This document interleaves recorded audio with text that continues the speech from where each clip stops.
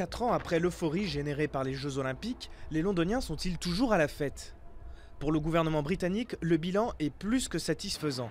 L'investissement initial de 11 milliards d'euros aurait déjà été amorti et les retombées économiques pourraient être multipliées par 4 d'ici 2020.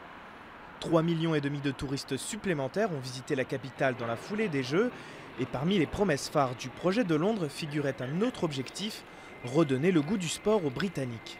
Sportivement parlant, je pense que l'héritage des JO est un grand succès.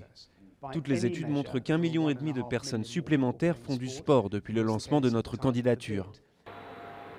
Mais pour une partie des habitants de Stratford, près du parc olympique, les Jeux ont laissé un goût amer. Si l'ancien village des athlètes est devenu un quartier résidentiel chic, d'autres quartiers n'ont pas bénéficié des rénovations escomptées. En 2005, lorsque notre candidature a été retenue, le maire nous a dit « Il y aura un grand projet pour Londres. Cela coûtera 37 centimes par habitant et en échange, vous aurez un superbe projet pour le parc. » À l'heure actuelle, on a l'impression qu'on nous a menti, dans le sens où nous n'allons pas avoir les logements promis, à moins d'un énorme changement. Autre conséquence de la proximité des installations sportives, la flambée des prix de l'immobilier.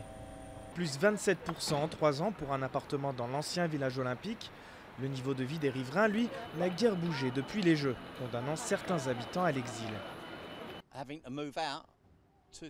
Se faire expulser, voilà ce qu'est l'héritage de ces Jeux pour tous les gens de ce quartier. On va tous être expulsés, ça va nous tomber dessus et ça veut dire qu'on va nous dégager ailleurs. Si sur le plan national, les JO de Londres restent une réussite sportive et économique indéniable, toutes les promesses n'ont pas encore été tenues. En attendant, le stade olympique a lui trouvé de nouveaux locataires, le club de football de West Ham.